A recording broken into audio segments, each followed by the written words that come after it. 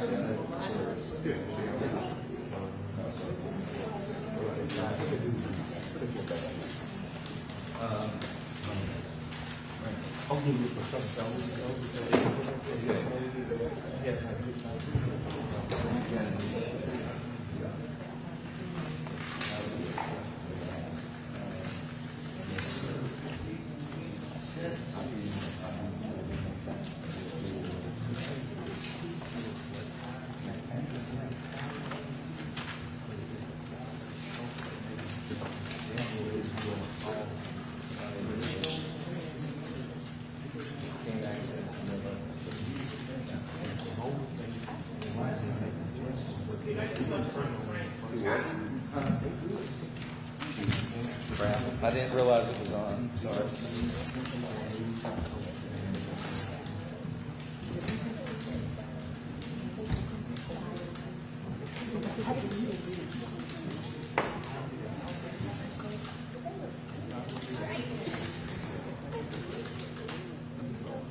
Oh, yeah, forward, yeah.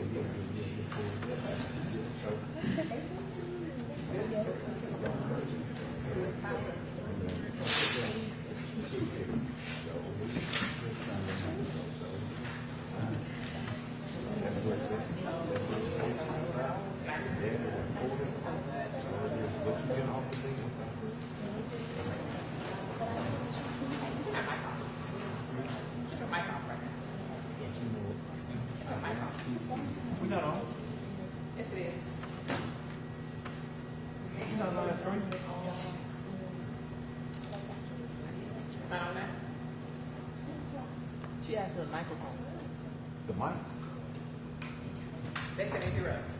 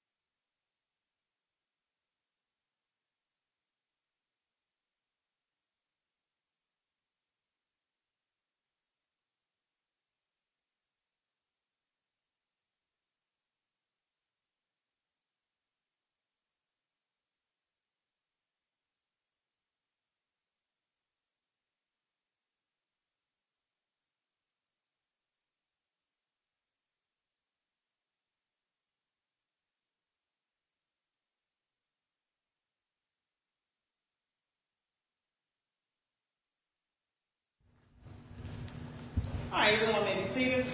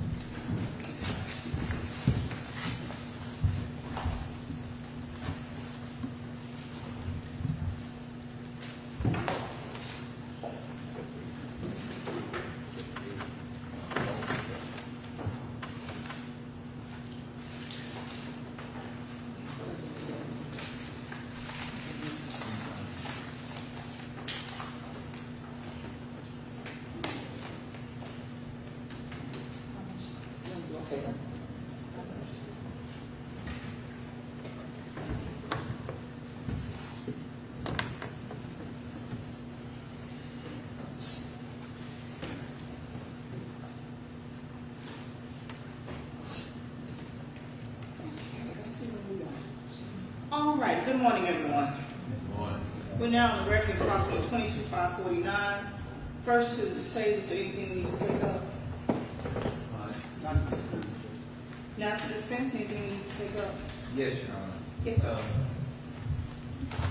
I attempted to serve a witness, Patrick Piggott, and we were unable to serve him. Your Honor, we intend, it's the same problem that we're running into in the previous trial. If you go to the transcript 551, you'll see where the exact same situations occurred where we tried to locate this witness and serve him because we need him because allegedly he had provided our witness some photographs in an email. The court previously allowed these emails, these photographs. I can barely hear you. I'm sorry, let me speak. But she can't pick you up, so you're going to start all over. I'll start all over. Yes, Your Honor. We had intended to call a Patrick Piggott to the stand to bring him in because our first witness is Detective Mitchell. Mr. Piggott is unable to be served, unable to be located. At page 551 of the previous trial's transcript, we're running into the same problem that Mr. Ford ran into in his first trial. Mr. Piggott's unavailable. We needed him because Detective Mitchell, our first witness, received photographs from an email from Mr. Piggott. The court allowed, because Detective Mitchell had received these photographs, he had allowed them to come in and be brought in through Detective Mitchell. We're asking the court to allow those same photographs to be brought back in. They would have been exhibits P143 through P147 of the previous trial. Okay. I'm reviewing the transcript, and that's not on page 551. I'm sorry. Well, it starts on 551.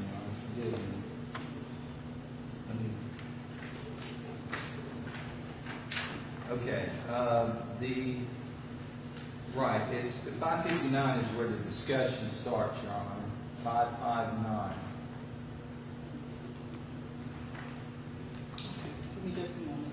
Yes, Your Honor.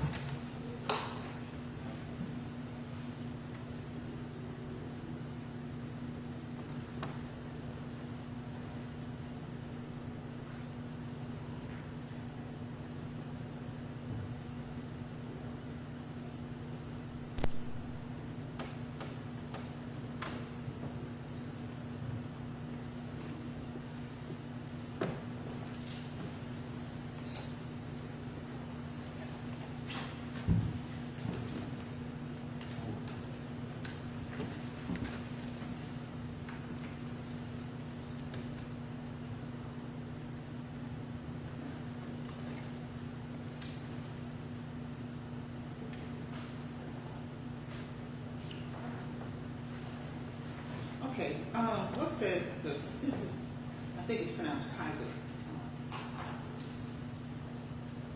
What says the state as to this, Mr. Pilot? Your Honor, the first thing I did want to address is I don't know that there has been due diligence on the side of the defense to locate him, search him, and talk to him. Our investigator, I know different from last time, I think the state had not, reading the transcript, it looked like they chose not to follow through and call them so that they, I guess, stopped looking for them or however that went. And I don't want to mistake the transcript, Your Honor, but in this situation, our investigator has located him. We have talked to him. He said he would come testify if needed, so I don't know why the defense hasn't served him. I don't know when they issued their subpoena. I don't know when they started looking for him. I don't know if that was just last night, last minute, they're trying to find him during the middle of the trial or what, but he said that he would come to testify. So he hasn't refused to testify. They just haven't done any diligent effort to go find him, talk to him, or bring him here to court. The testimony that they would be trying to bring in, the photographs, would be unauthenticated and they would be hearsay, because what they attempted to do last time was have an investigator testify as to what information he received via an email from a purported Patrick Piper, an unsubstantiated email because he never had any email contact with him before. So he didn't even really know that that's exactly who was sending him that. Also, the problem is the inconsistencies in the timestamp is he said that it was off in his email, and he said that it was an approximate time off, but it was subject to interpretation of what he meant by behind, how many minutes. He didn't say if the date stamp was right. And then also more interestingly is there's testimony that there's more than one entrance and exit to the apartment complex. And we don't know if he even reviewed the entrance and exit to the video camera on the second entrance. I So do there, recall now. so there were a lot of unanswered questions, Your Honor. I do recall, and I do recall, the court recalls all of that now. And looking at this, I couldn't quite remember. But when you mentioned that about the email, it did cause me to remember and to remember testimony. And let me say this. The court in the prior trial should have requested a proffer before the detective testified. Because had I obtained a proffer of his testimony, I would have rejected it. Because after hearing it during the trial, I believe that I was in error to allow it. Now, it was an error that would have favored the defense in that case, so it wouldn't have been reversible. But it wasn't, but after listening to it, it was not admissible. But the court had already granted him permission to admit it. I could not, the way lead counsel explained the situation in the state, it was not clear to the court. So the court made the decision to err on the side of caution and allow the defense to allow the detective to testify. But then after hearing it, I remember noting to myself that I should have excluded that witness. The problem with that situation was that his prior counsel had not found any sufficient motions or notices about any witnesses for the court to be able to address those issues prior to the trial, and we were in the midst of the trial, which is why this court's, I'm so strenuous about trying to clear up those issues so that while we're in the proceeding, the court doesn't have to then try to figure out those issues. So I can tell you that I would not maintain the same ruling in this case, especially after I heard it all. But it had been admitted. There was nothing the court could do about it because it was already in front of the jury, and I was not going to try to undermine the integrity of the evidence that was presented. But I will tell you that I do recall that and realized I really, in my opinion, had made a serious error in allowing that testimony in the defense case in chief. Mr. Piper is the person that needs to testify about that because he, I understand, but I would like it just noted that I got my subpoenas issued and served. That's no error on your part, counsel. I do understand that that is not the issue. However, the state does have information on the location of Mr. Piper. I would ask the investigator to provide you all that information. Thank you. And so you can make an effort to contact him before you close today. I'm not going to keep holding up stuff waiting for him, but I will give you an opportunity to do that. Right now, we do have the jury waiting. So it may be at the midday recess that you need to try to contact him. Can we do that? Yes, Your Honor.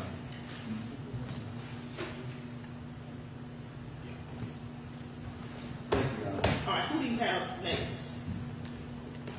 Your Honor, we have.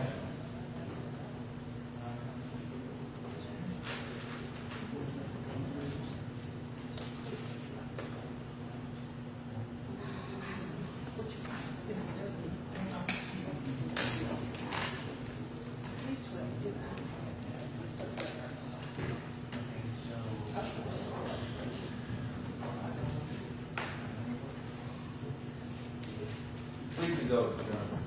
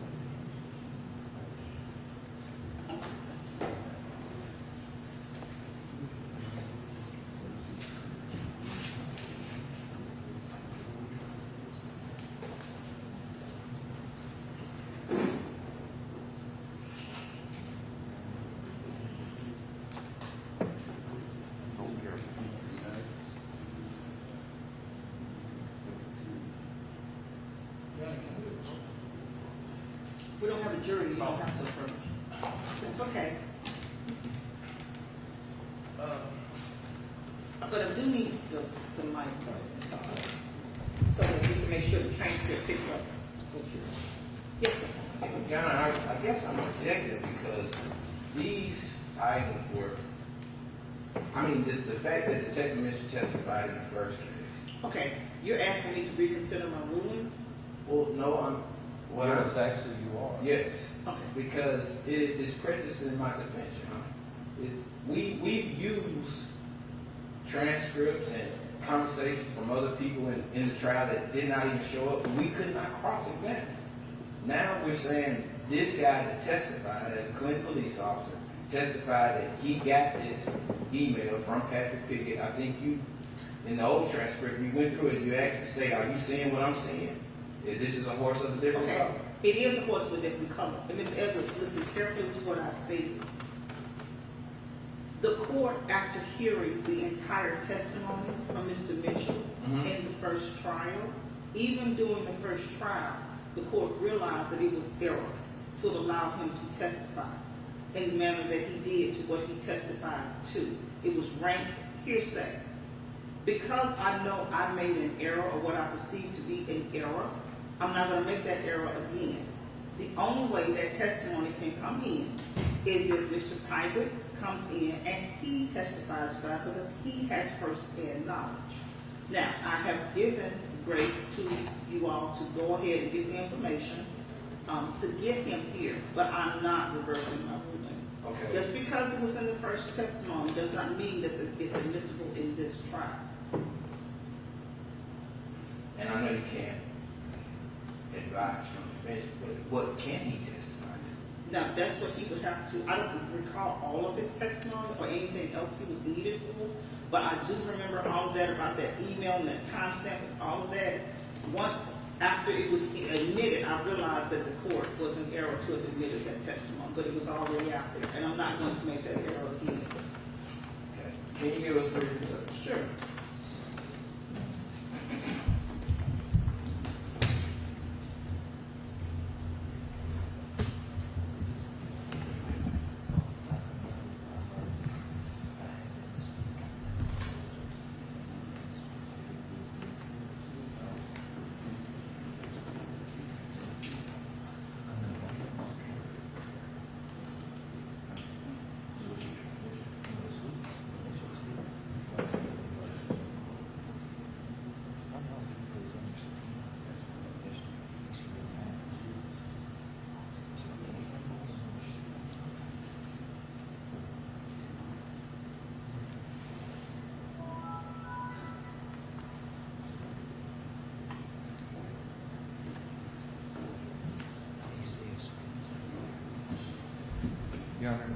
excuse the chicken witness. Yeah.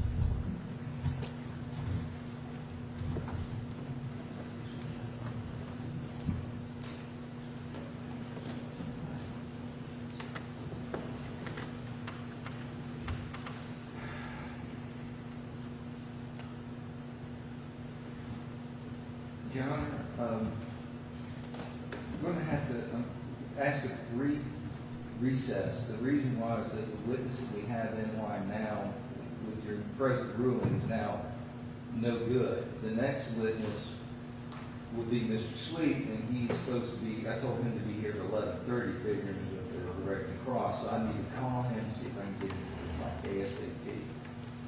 Thank you, Your Honor. Hold on, recess. Oh, I'm sorry, Mr. McCullough, you were saying. Your Honor, we are going to object to Mr. Sweet. If you remember his testimony before, it's totally irrelevant. If he testified that he got a phone call from the defendant, something about him to be hired as an attorney, he couldn't do it because he was out of town. I just don't see how there's any relevance to Mr. Sweet getting up and testifying.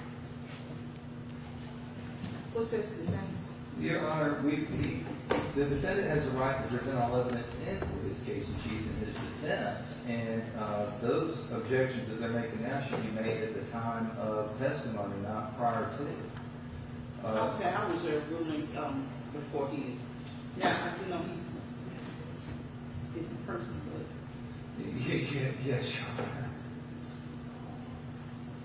and I do recall, somewhat his testimony.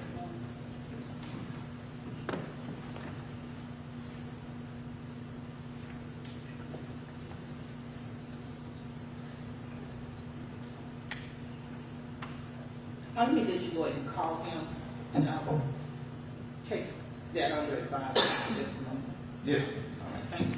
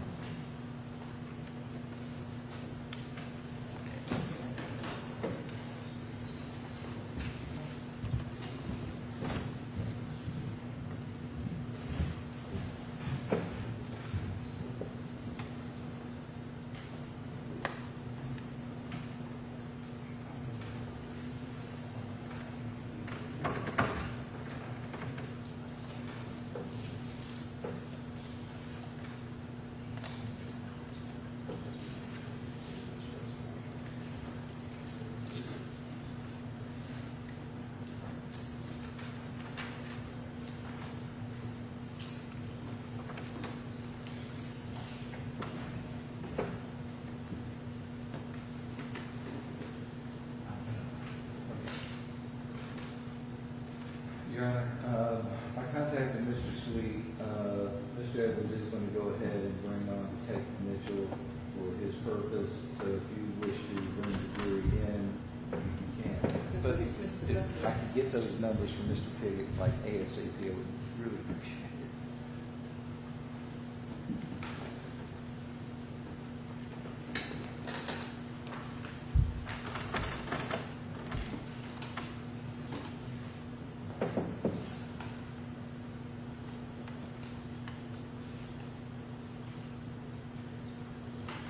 You need to check it.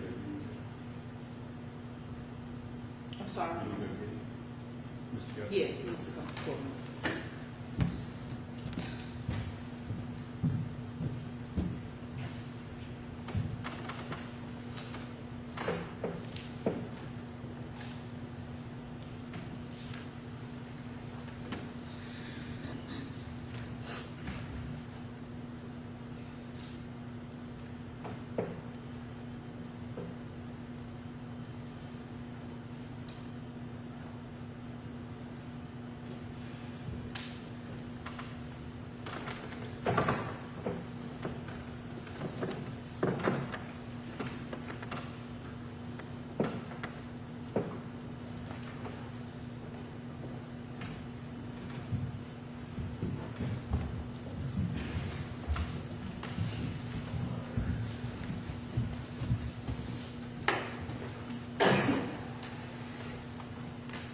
All right, Mr. Lewis, you may bring the jury in. Thank you.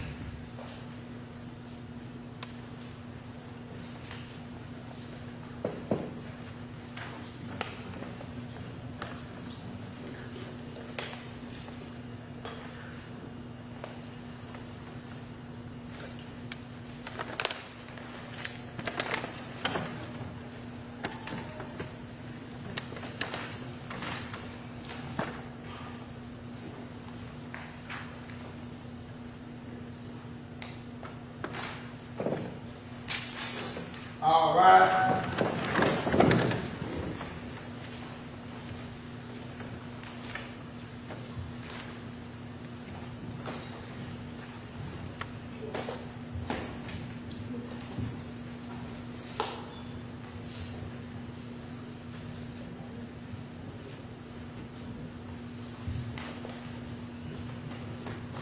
Jury's in the courtroom. Thank you. You all may be seated.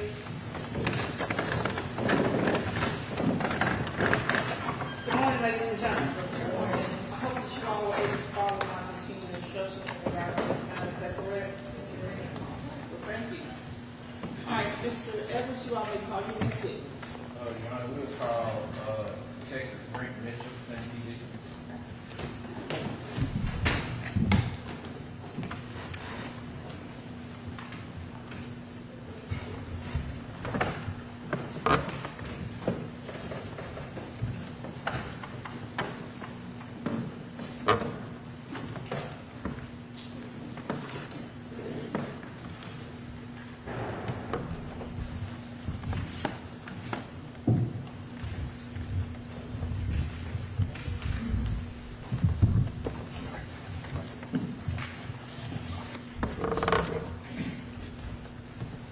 All right, Detective Mitchell, Ms. Jackson, can swear you in. Do you swear affirm the testimony you're about to give is the truth you have to God?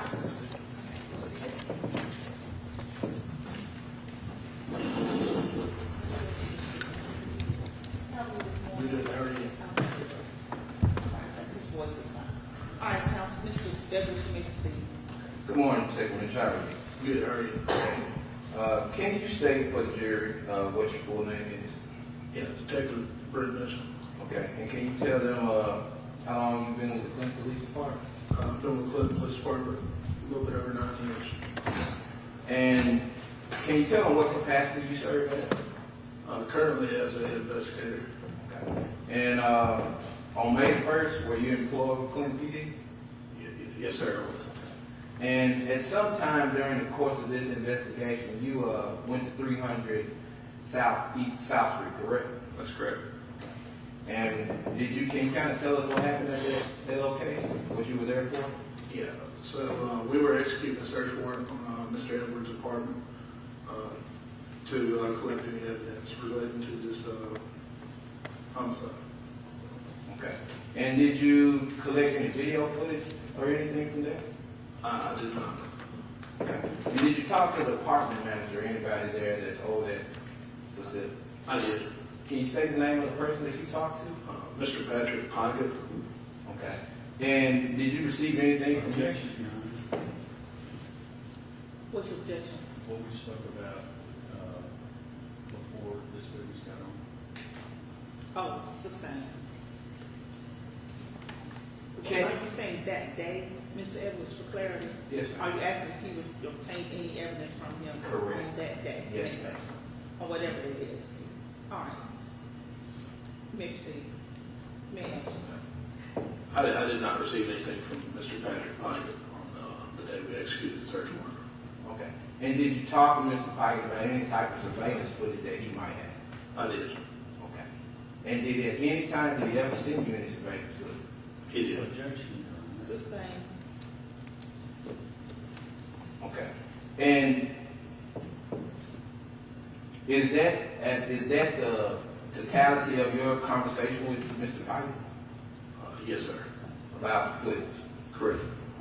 That's no further question. Any cross?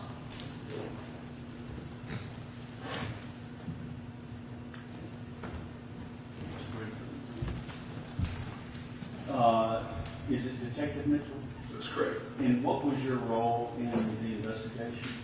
I just assisted in the investigation. Did you help interview witnesses, or did you go on any excursions with the Clinton Police Department? I did. Where did you go? We went to Lexington, me and Detective Fox, to interview a witness. And what did your investigation reveal about William Edwards when you were in Lexington? That William Edwards was in Lexington the Sunday night after the shooting occurred. Right, and how did you learn that? Through speaking to William Davis, a witness up there. Objection. Hearsay. He didn't even say what he said, he just identified the person overruled.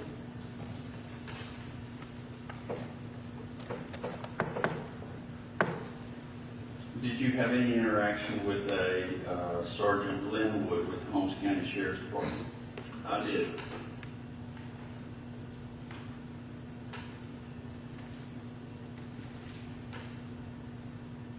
What did your investigation reveal about the whereabouts of William Edwards, if anything, during that conversation? What did you learn?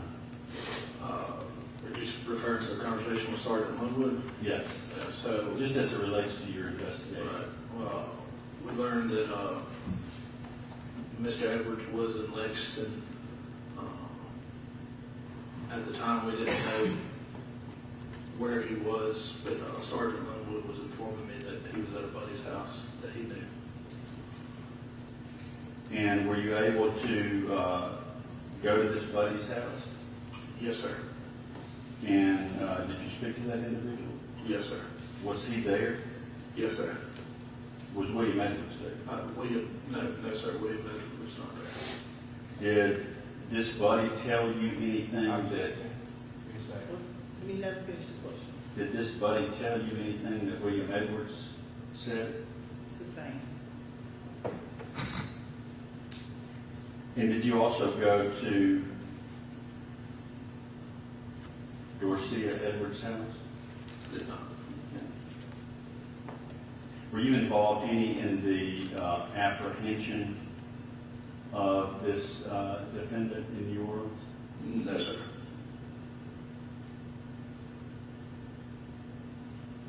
No more questions, sir. Can you read the record? Thank you. Do you have any next witness, please? I need to check the day. Brief to go.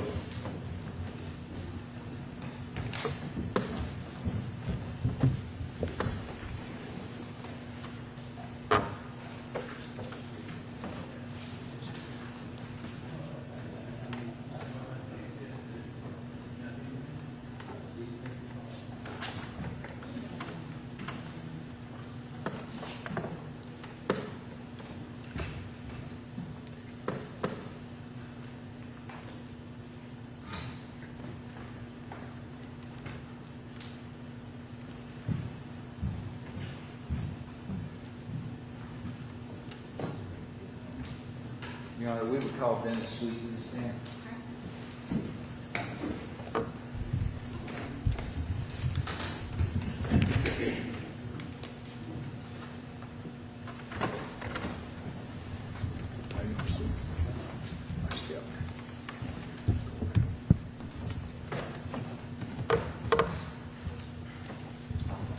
Mr. Sweet, if you remain standing, Ms. Jackson's going to swear you in.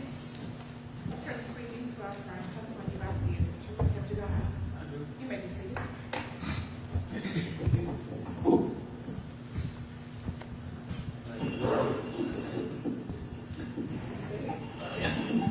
Good morning, Your Honor. Hi. Ms. Edwards, you may proceed. Good morning, Attorney Sweet. How are you?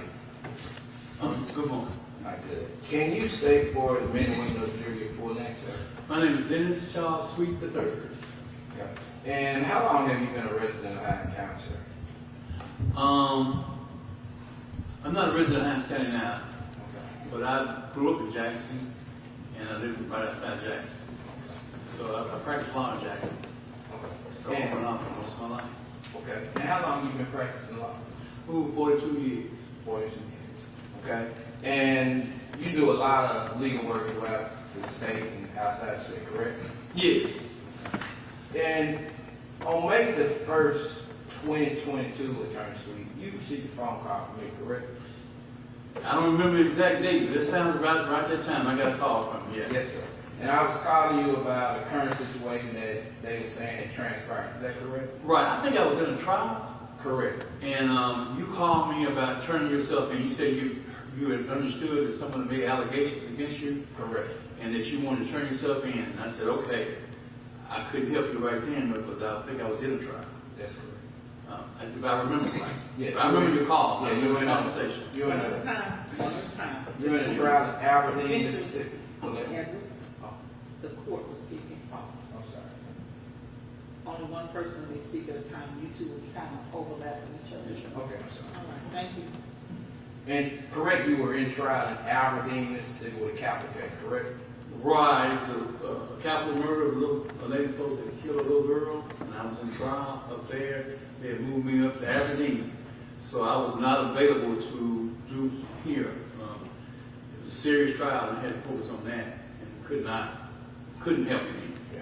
And in the course of our conversation, I think we had several conversations, and I was imperative about getting you to get me turned in, correct? You were. I told you, I said, man, you don't need to be out here and just get arrested. He said, but I don't want to get turned in without you. I want you to turn me in. I said, well, you're going to have to wait because I can't focus on anything but the trial I was in. It was so serious, too. And I said, could I arrange with somebody? He said, no, I want you to turn me in. I just trust you. And I said, okay. I said, well, be safe and take it. He said, well, I'm going to wait on you to turn me in. Exactly. Yes. And you didn't give me any directions about leaving or hiding or anything like that, correct? No, I did not. I You would just not. told me to just sit still and try to wait on someone from your office to Yes. see if they could do it for me, correct? Right, I told you. Leaving, please, you don't direct. You do not leave. I don't remember all specifics, but basically, right, I don't tell anybody to hide. I just told you what I couldn't do. And I told you to be safe, and, because they were looking for you. You don't want to get harmed. But I wanted you to turn yourself in. You said you wanted to.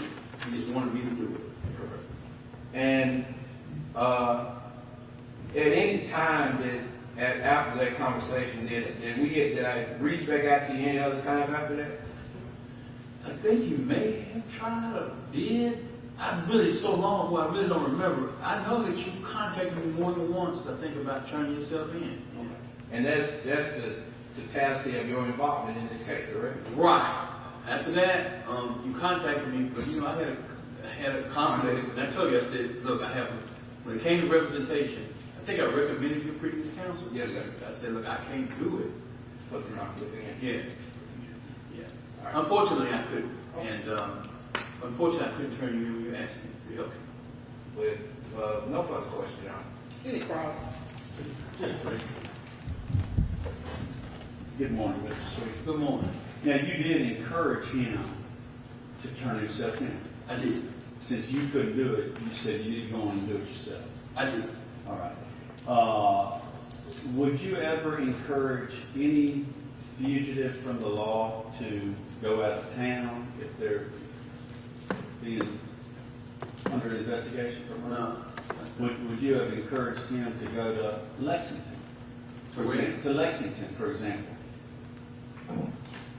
Lexington, Mississippi. Right, Lexington, Mississippi, if he's under murder charges. I would recommend you turn himself in. And you wouldn't have encouraged him to go to New Orleans either, would you? No, I told him, I said, I would turn him in. If he wanted to turn himself in, I'd recommend him hide, go anywhere, do anything. He said he wanted to, but he wanted to wait on me. And that's what our conversation was. He said he intended to, he just wanted me to do it. And at some point, you had or it sounded like multiple conversations with him to turn himself in, since you couldn't do it. I don't remember each of the conversations. I know we talked about it more than one. He was trying to keep tally on when I would be free. No more questions, Judge. Thank you. Any read? Just a brief one, Your Honor. Attorney Sweet, opposing counsel just mentioned about the day that I contacted you. That was May 1st, correct? I don't remember the exact date. I know it was, I didn't reference it today to try and remember. I guess I could have gone back and looked at when I tried that case. I would know when. But it sounded right around that time, yes. And are you aware that a warrant wasn't issued until May 2nd? No, I'm not aware of that. No further questions.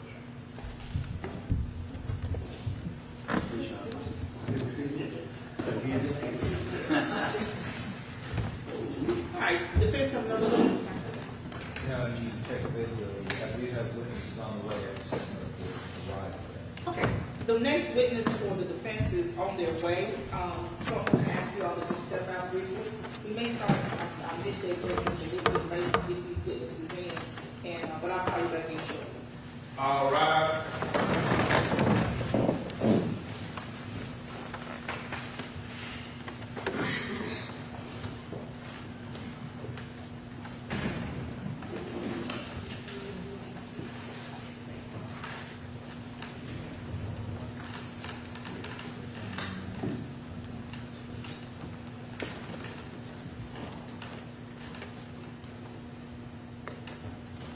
There's our courtroom.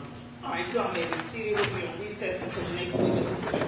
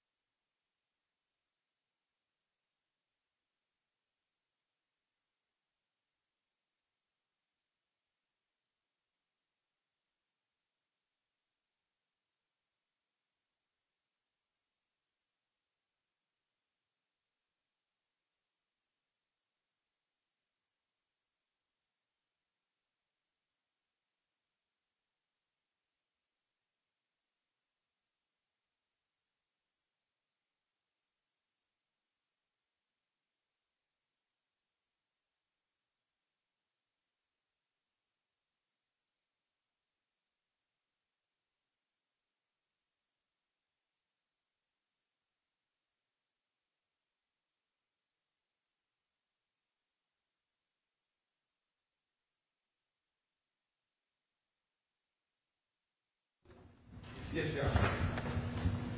We would call for the stand in alone. Let me bring the jury in. Sure.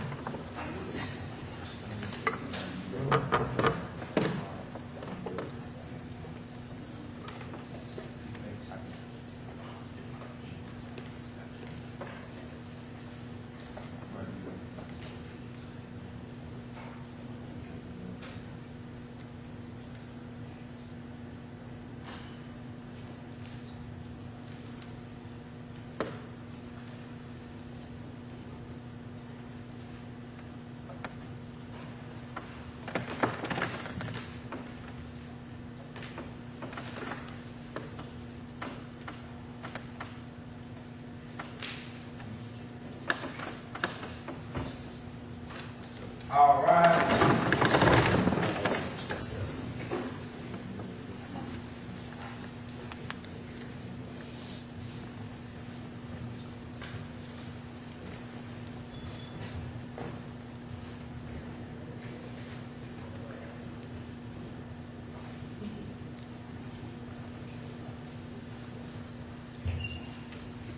Jurors in the courtroom. Thank you. All right, you all may be seated. Defense will call you a witness. We would call for the stand in alone.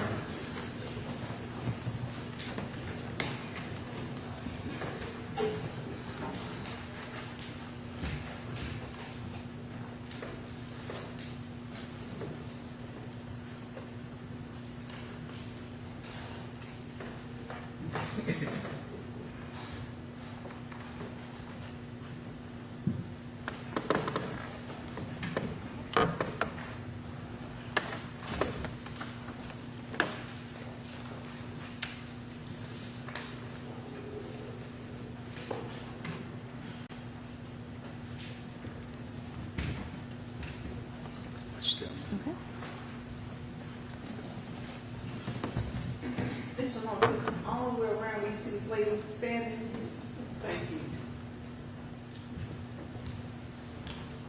Mr. Long, can I just get you to raise your right hand? You swear affirm the testimony you're about to give, the truth and nothing but God? Yes.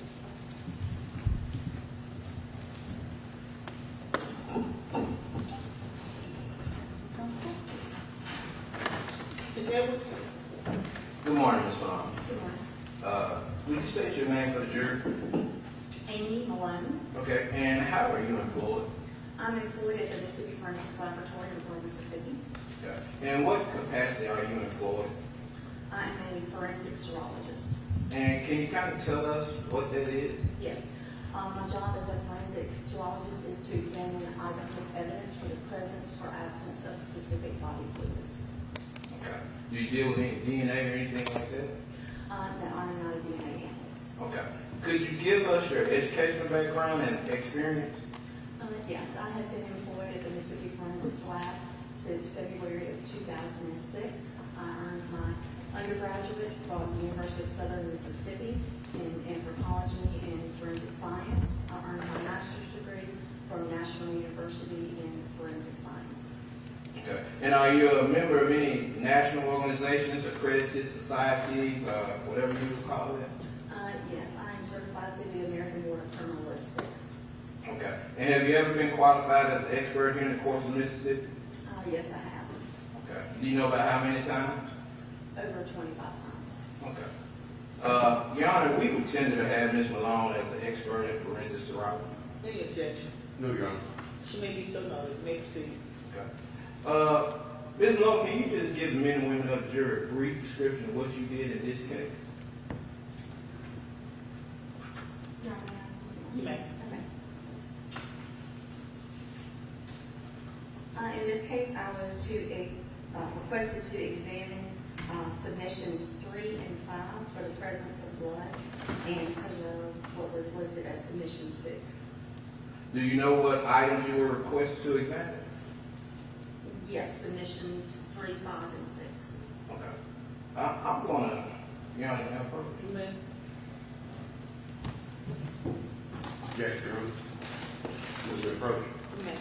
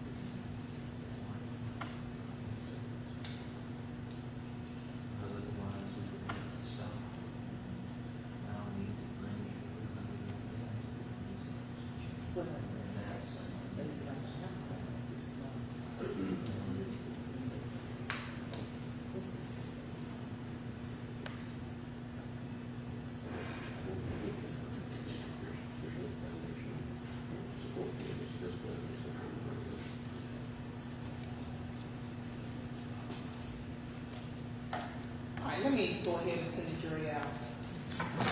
All right.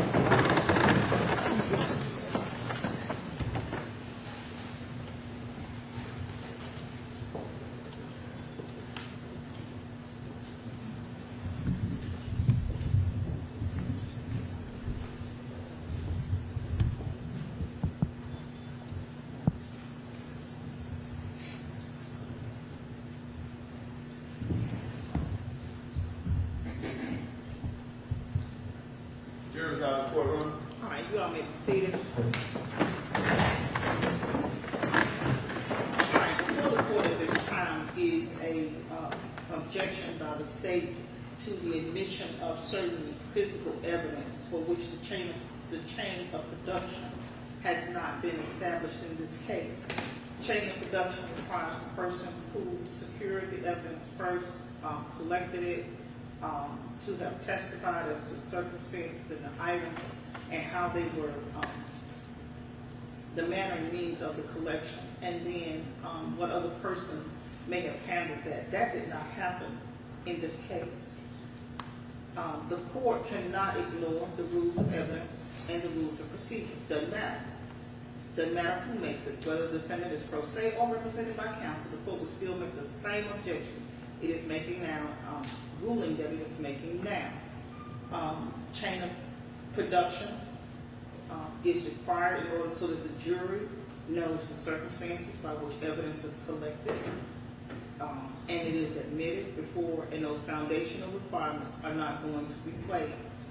I know there's been much reference made in the sidebar to the prior testimony and what happened in the prior trial. Be very clear, this is not the same jury. Be very clear, the state is not even producing their case in chief in the same manner as before.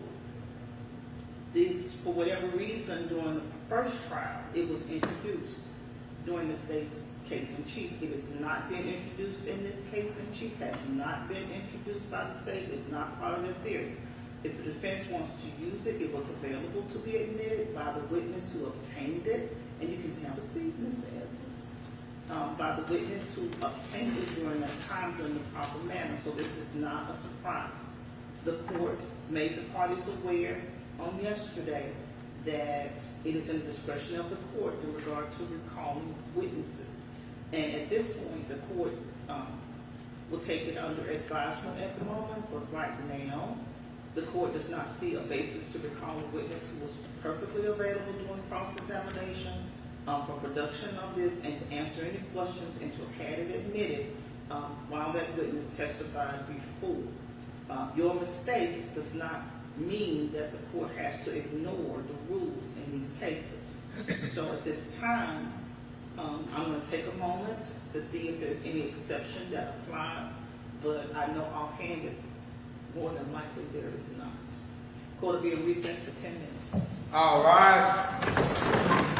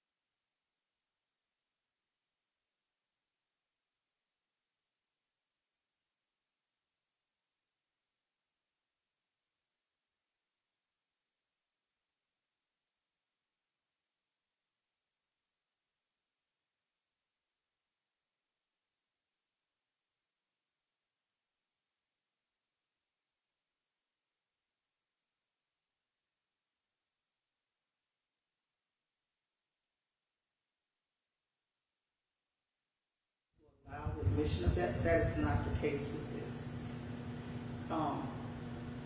The court relies on our court's rulings in regard to that matter, in that this is not, there was nothing that could not have been developed when those other witnesses that were called, that were part of the chain of custody, who collected it. The witness list in this case that was presented when I indicates that the defendant fully intended, for whatever reason, to call this person as a witness. The court, because this is a retrial, does not have to and does not treat the defendant any less than it would any attorney who made the same mistake. For those reasons, the court is going to sustain the objection. The witness was fully available. There were no limits placed on cross-examination of the first witness who collected that item. And so therefore, the court is not going to allow the witness to be recalled. All right. Unless this witness has something. Once they can be on the record.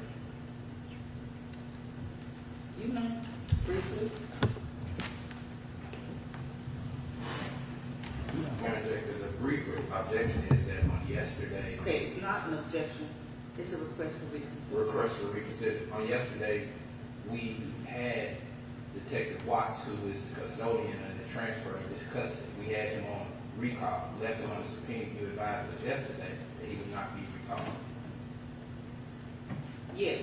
Okay. In order, our courts have addressed the manner in which witnesses may or may not be recalled. At this point, the decision as to whether a witness can be recalled is still the discretion of the court. And the court has to base that on something that it sees that happens that opens the door to allow the witness to be recalled because of something new that never transpired, never said. In this instance, there are no surprises. There's nothing new. There's nothing developed that no one didn't know about that any witnesses testified to that would allow the recall of any witnesses. And so for that reason, the court is discretion. It's not allowing those witnesses to be recalled.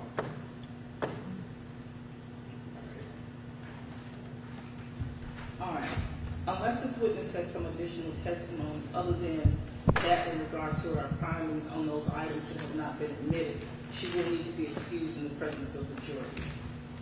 Let's bring them back in.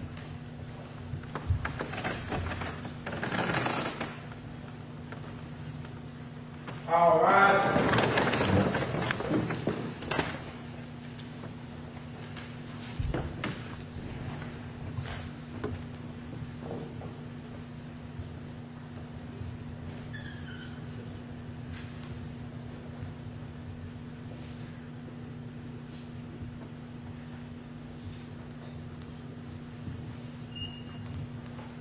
Jurors in the courtroom. All right, you all may be seated. Thank you.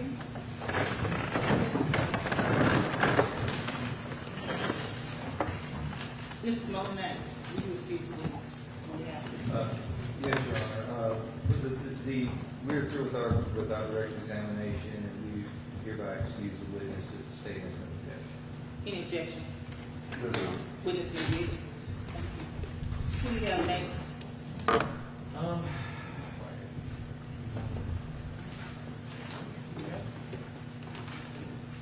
We would call David Whitehead to stand, Your Honor. All right.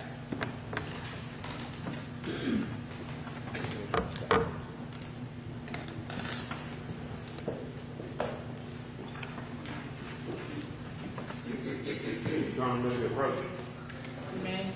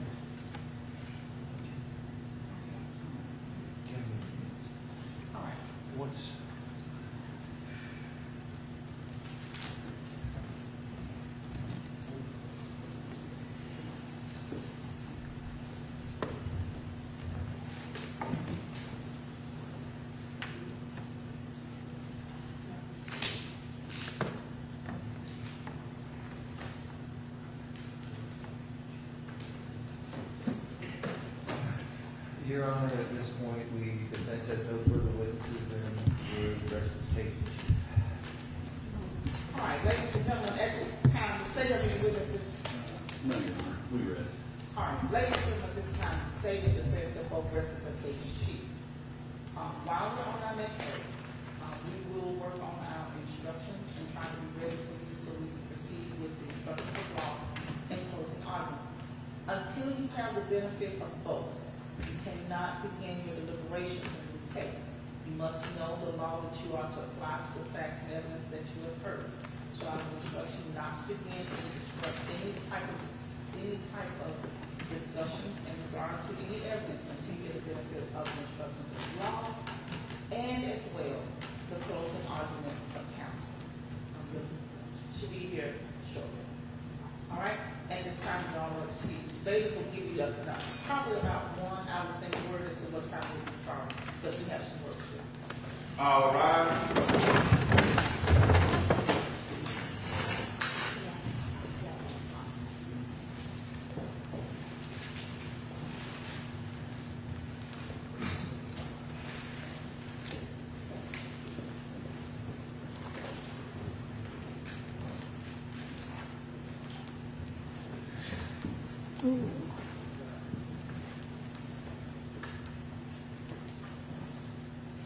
Here's our courtroom. All right, you all may be seated.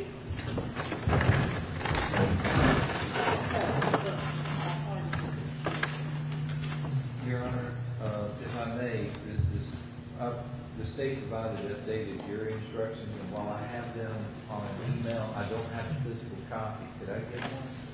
Yes. What did okay.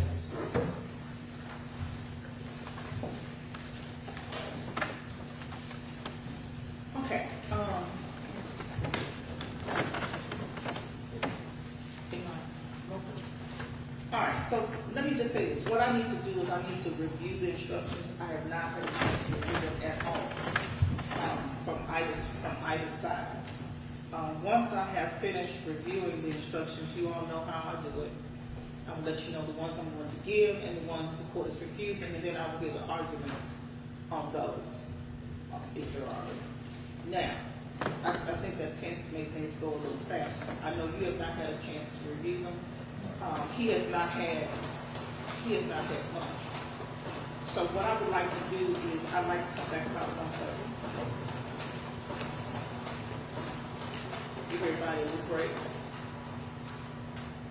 We should, with that in mind, we should be in a position, because I see there's not a lot of instructions. We should be in a position to start doing closing arguments by 2:30. Just as a preliminary matter, you need to make sure, I usually allow about 40 minutes as standard for closing arguments. Does the state need more than that?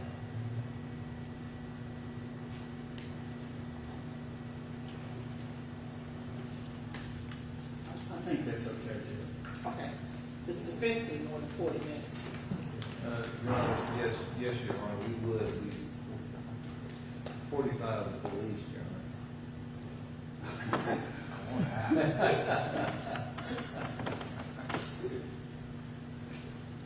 Fine. That's 45 minutes it would be. All right, so I'm going to excuse myself to go and review these. I want to make sure that he gets his midday break, and I'm going to, we'll come back at 1:30.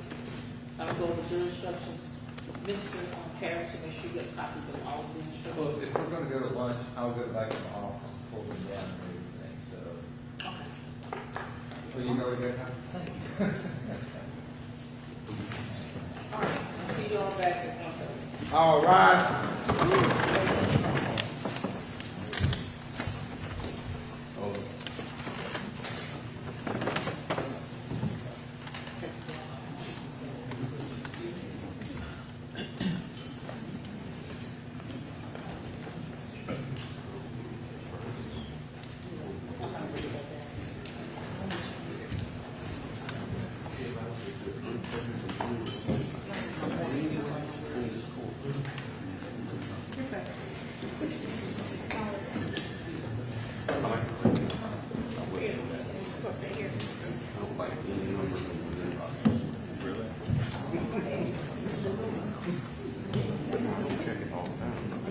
Thank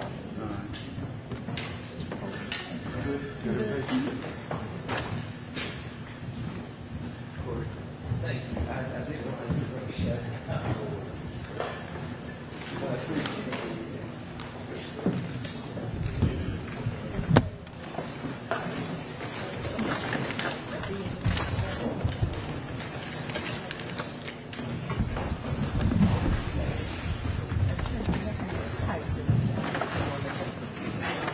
Oh, you are?